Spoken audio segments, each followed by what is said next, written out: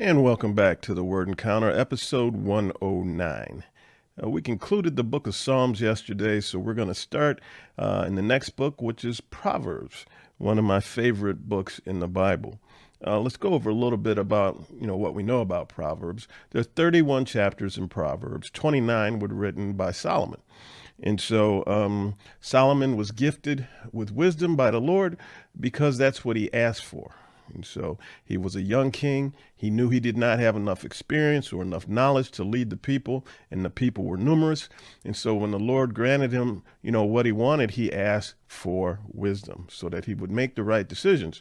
He didn't ask for riches, fame, fortune, reputation, anything. He asked for wisdom. But because of that, the Lord granted him these other things. And so Solomon was said to be the wisest king in all of the world. And he would have visitations from other kings, from other emissaries from around the world would come to have court with Solomon so that they could partake of his wisdom and knowledge. And so his reputation was worldwide. And because of that, Israel was tremendously blessed. The nation was the most prosperous territory when Solomon was the king, and that was a direct result of the wisdom that the Lord had granted him. Solomon was a collector of sayings and whatnot. And so he authored a lot of these sayings. He may have heard some of these from other people. I don't know. But he collected them and they became Proverbs. And so we see that Proverbs takes biblical principle and it massages biblical principle into everyday life situations and guidance for everyday life. And so therefore, one is exercising wisdom and knowledge when they are accessing Proverbs to help guide their lives. And these are all founded on biblical principles. And so Proverbs tends to be, in my opinion, one of the most approachable books because you can look to it for guidance and wisdom as you're going through everyday life situations, in practical situations, with practical advice and practical solutions. And so, with that, we are going to get started in chapter 1. So we see in chapter 1, the section heading here is called The Purpose of Proverbs. And it says, the Proverbs of Solomon, son of David, king of Israel. Verse 2, for learning wisdom and discipline, for understanding insightful sayings, for receiving prudent instruction in righteousness, justice, and integrity, for teaching shrewdness to the inexperienced, knowledge and discretion to a young man. Let a wise person listen and increase learning, and let a discerning person obtain guidance. For understanding a proverb or parable, the words of the wise, and their riddles. Verse 7. To me, this is one of the most foundational things. The fear of the Lord is the beginning of wisdom. Fools despise wisdom and discipline. And so we start getting wise when we start to become in awe of the Lord, when we start to recognize that God is God, that God is who he says is, that God is who he says he is. The word says that's the beginning of wisdom. The next section, subtitle says, avoid the path of the violent. Verse 8, listen, my son, to your father's instruction, and don't reject your mother's teaching. In other words, honor your parents. For they will be a garland of favor on your head and pendants around your neck. My son, if sinners entice you, don't be persuaded. Now, this is one of the most important life lessons, I think, that anybody can learn. When the wicked, when sinners and whatnot are trying to entice you into doing something, because let's face it, if a temptation didn't have a degree of allure to it, if it wasn't satisfying in some way, then it wouldn't be a temptation. And so when sinners or wicked people are trying to entice you, they're trying to entice you with something that on the surface looks pretty good. And so the word says, if sinners entice you, don't be persuaded. In other words, know the source of where your enticement is coming from and be careful about it. Down in verse 20, the section title says, Wisdom's Plea. Wisdom calls out in the street. She makes her voice heard to the public squares. She cries out above the commotion. She speaks at the entrance of the city gates. And so we're referring to wisdom as a person, okay, as a she. She speaks out of the commotion. She speaks at the entrance of the city gates. Verse 22, how long, inexperienced ones, will you love ignorance? That's an interesting question. How long, inexperienced ones, will you love ignorance? How long will you mockers enjoy mocking and you fools hate knowledge? When somebody's trying to deliver wisdom to you, and a lot of times when wisdom is trying to be delivered, people mock it. And so the word is here is calling them fools. And why do you hate knowledge? Verse 23, if you respond to my warning, then I will pour out my spirit on you and teach you my words. Since I called out and you refused, extended my hand and no one paid attention, since you neglected all my counsel and did not accept my correction, again, this is wisdom talking, I, wisdom, in turn will laugh at your calamity. I will mock when terror strikes you. When terror strikes you like a storm and your calamity comes like a whirlwind, when trouble and stress overcome you, then they will call me, but I won't answer. You know, when you listen to yourself and you get yourself into a world of trouble and then you realize I need some wisdom to get out of this thing, wisdom says I won't answer. They will search for me, but won't find me. Because they hated knowledge, didn't choose to fear the Lord, were not interested in my counsel, and rejected all my correction. In other words, I tried to discipline you. I tried to send you warning. I tried to give you a heads up, but you just didn't listen. They will eat the fruit of their way and be glutted to their own schemes. So wisdom is essentially going to turn itself over to you. Since you're the one that wanted to be your own God, wisdom is saying, okay, go ahead. Go ahead. Verse 32, for the apostasy of the inexperienced will kill them, and the complacency of fools will destroy them. But whoever listens to me will live securely and be undisturbed by the dread of danger. Wow. Let's go on to chapter 2. And we see here the section title says, Wisdom's Worth. In other words, wisdom has a value. My son, if you accept my words and store up my commands within you, listen closely to wisdom and directing your heart to understanding. Furthermore, if you call out to insight and lift your voice to understanding, if you seek it like silver and search for it like hidden treasure, then you will understand the fear of the Lord and discover the knowledge of God. See, what's being proposed here is how fervently are you searching for this? How desperately do you want it? It says if you're fervent enough, if you're desperate enough, you will discover it, and you will understand the fear of the Lord and discover the knowledge of God. For the Lord gives wisdom, from his mouth come knowledge and understanding. Verse 9, then you will understand righteousness, justice, and integrity, every good path. For wisdom will enter your heart and knowledge will delight you. Discretion will watch over you and understanding will guard you. It will rescue you from the way of evil, from anyone who says perverse things, from those who abandon the right paths and walk in the ways of darkness, from those who enjoy doing evil and celebrate perversion, whose paths are crooked and whose ways are devious. So wisdom is going to keep you from all of that. Verse 16, it will rescue you from forbidden women. Here we go. From a wayward woman with her flattering talk, who abandons the companion of her youth and forgets the covenant of her God. None return who go to her. In other words, if you're involved with the married woman, this is what it's warning against. If you're involved with the married woman, it says, none return who go to her, none reach the paths of life. So follow the way of good and keep the paths of righteousness, for the upright will inhabit the land, and those of integrity will remain in it.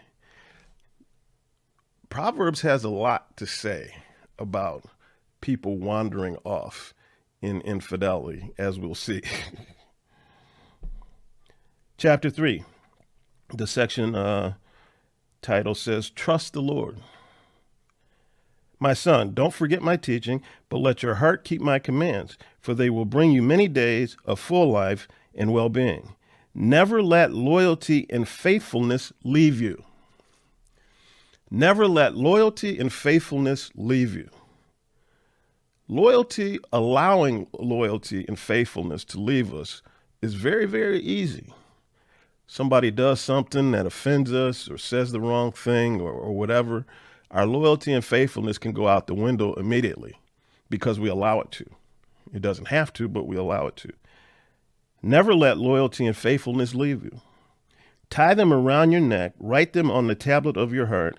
Then you will find favor and high regard with God and people. Verse 5.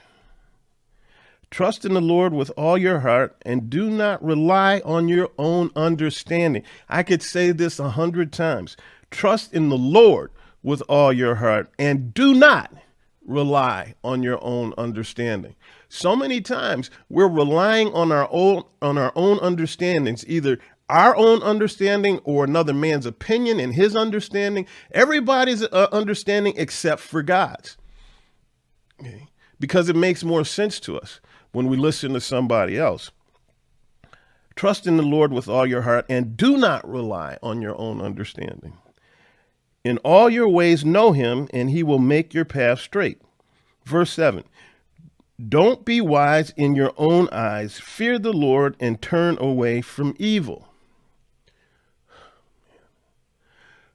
Don't make judgments based on what makes sense or doesn't make sense to you. Make judgments based on what God says. Let that be the basis and the foundation of your decision making. Don't be wise in your own eyes. Fear the Lord and turn away from evil. This will be healing for your body and strengthening for your bones. It also takes a lot of pressure off you. You see, when you're making your own decisions and you're thinking about them, trying to figure out what the right thing to do is, what the right way to go is, that's a lot of pressure you're putting on yourself. A lot of pressure that you weren't meant to carry. You weren't meant to bear. And so don't be wise in your own eyes. Fear the Lord and turn away from evil. Rely on what he says about that particular circumstance or situation. Verse 9, honor the Lord with your possessions and with the first produce of your entire harvest. Now, if you remember, a few months ago, when we were back in the beginning, well, not in the beginning, but back several chapters in the Old Testament, and we talked about the Feast of the First Fruits, and I think I said what I did with my business. This is spelling out why I do what I do in my business. And so whenever I would start a new business, the first time I earned some revenue from that business, regardless of what it was, regardless of how much it was, I dedicated it to the Lord. I gave it away. Okay. And this is the reason why. Honor the Lord with your possessions and the first fruit of your entire harvest. Then your barns will be completely filled and your vats will overflow with new wine. In other words, if you demonstrate to the Lord that, look, I'm not married to, I don't have anything that you haven't given me. So therefore, when I earn a revenue from a business that I have started, I'm going to give that away as a sign to you and to myself that you are the source of my substance. And so I give it away. And then the word says, then your barns will be completely filled and your vats will overflow with new wine. And every time I have done that, then my barns were filled and my vats overflowed. In other words, my business became prosperous. And I believe that this is the reason why. Verse 11, do not despise the Lord's instruction, my son, and do not loathe his discipline. Do not hate his discipline. When he disciplines you, just say, yes, Lord, I deserve it. Yes, Lord. Because he's trying to do it not to punish you, but to show you the right way. For the Lord disciplines the one he loves. See, He disciplines. He doesn't discipline the one that doesn't like him. He disciplines. See, we look at discipline as punishment. No, but discipline is about correction so that you can prosper, from that point forward. Just as the Father disciplines his Son in whom he delights, the Lord disciplines us. The next section title says, Wisdom brings happiness. Verse 13. Happy is a man who finds wisdom and who acquires understanding, for she is more profitable than silver and her revenue is better than gold. Happy is the man who finds wisdom. Okay. Verse 15. She is more precious than jewels. Nothing you desire can equal her. Long life is in her right hand, in her left riches and honor. Her ways are pleasant and all her paths are peaceful. She is a tree of life to those who embrace her, and those who hold on to her are happy. Again, this is referring to wisdom. Okay. In other words, we're saying, look, you got to have a relationship with wisdom. You got to have a close relationship with wisdom. The next section title says, treat others fairly. Verse 27, when it is in your power, don't withhold good from the one whom it belongs. Don't be stingy with your goodness. Don't say to your neighbor, go away, come back later, I'll give it tomorrow, when it is there with you. When you have it, when it's within your power and you have it within your possession, whatever it is, friendship, relationship, sustenance, food, clothing, whatever it is you have that your neighbor may need. The word is saying, don't be stingy with it and don't put it off until tomorrow.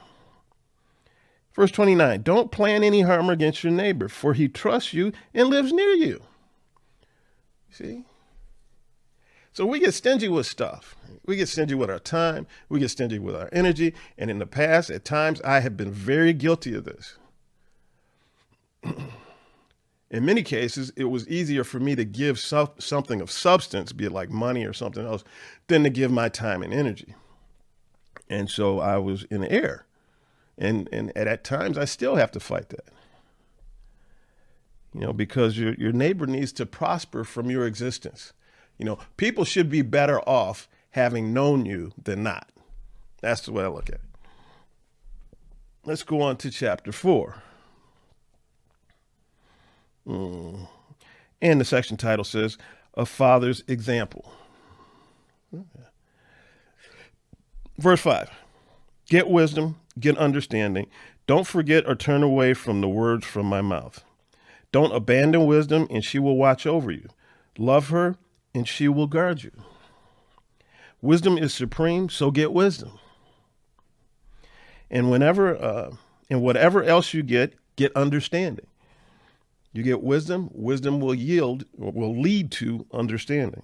Cherish her, and she will exalt you. If you embrace her, she will honor you. She will place a garland of favor on your head. She will give you a crown of beauty.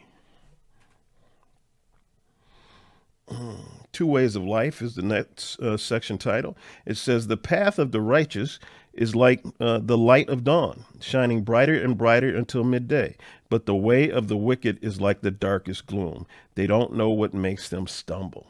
In other words, you're saying that the wicked essentially are stupid because they don't understand that their wickedness is what's making them stumble, not something other than that. They may be able to identify something else, but the root of the issue is their wickedness. The straight path. Verse 20, my son, pay attention to my words. Listen closely to my sayings. Don't lose sight of them. Keep them within your heart, for they are life to those who find them and health to one's whole body. Guard your heart above all else, for it is the source of life. Let me highlight that. Guard your heart above anything else, for it is the source of life. Don't let your mouth speak dishonestly, and don't let your lips talk deviously. Your mouth speaking dishonestly and your lips speaking deviously are manifestations of the condition of your heart. It's saying, guard your heart. Keep your heart soft. Don't be like Pharaoh. Remember, Pharaoh hardened his heart. And so he became hard. He became resentful. He became vengeful. The word here is saying, guard your heart from all of that. Above all else, guard your heart. Because out of the heart is what flows into your mouth and out of your mouth. And so you have to watch. You have to guard your heart so that you can essentially guard your mouth. And that will protect you from the ways of the wicked. Chapter 5. The title here says, Avoid Seduction. Verse 3. Though the lips of the forbidden woman drip honey and her words are smoother than oil, in the end she's as bitter as a wormwood and as sharp as a double-edged sword. Her feet go down to death. Her steps head straight for Sheol. She doesn't consider the path of life. She doesn't know that her ways are unstable. So when it talks about the forbidden woman, it's talking about a married woman. Okay. So from a married woman, words laced with honey can come dripping from her mouth. And it may seem smoother than oil, but they're bitter. They're extremely bitter, and they will lead to destruction. Verse 8. Keep your way far from her. Don't go near the door of her house. Otherwise, you will give up your vitality to others and your years to someone cruel. You'll give away a lot of your substance. How? Strangers will drain your resources, and your hard-earned pay will end up in a foreigner's house. At the end of your life, you will lament when your physical body has been consumed. When you're old and you're weak and you're feeble, you will start to lament some of the decisions you made in your youth. And you will say how I hated discipline and how my heart despised correction. I didn't obey my teachers or listen closely to my instructors. I am on the verge of complete ruin before the entire community. So this is a person coming near the end of their life, recognizing all of the manifestations that are now upon him that were based and sourced in the decisions that he made when he was young, the wrong decisions. The title says, Enjoy marriage, verse 15. Drink water from your own cistern, water flowing from your own well. Should your springs flow in the streets, streams in the public squares? This will be cleared up.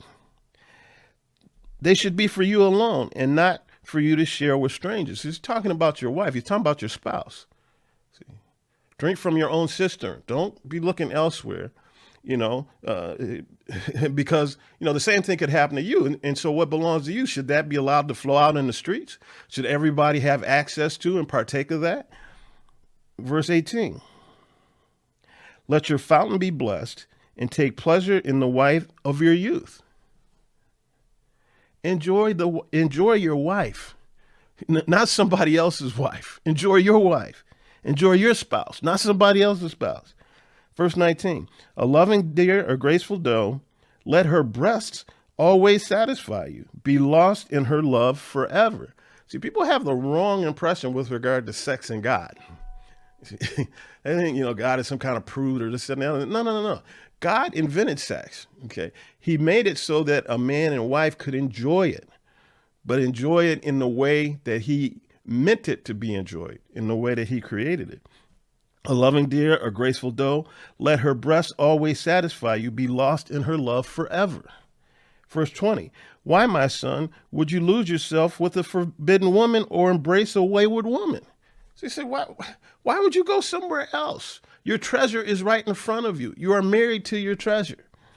Verse 21, for a man's ways are before the Lord's eyes, and he considers all his plans. In other words, everything that you've done and everything that you're planning in your head, God knows. And he considers all of this when he's evaluating you. Verse 22, a wicked man's inequities will trap him. He will become tangled in the ropes of his own sin. He will die because there is no discipline and be lost because of his great stupidity. Talk about making it plain. He will die because there's no discipline. He will die because he has not listened to instruction. He has not listened to discipline. He decided he wanted to do his own thing for his own reasons. And because of that, he will be lost because of his great stupidity. Don't let that be you. I'm surely praying that's not me. And with that, we'll pick it up in Proverbs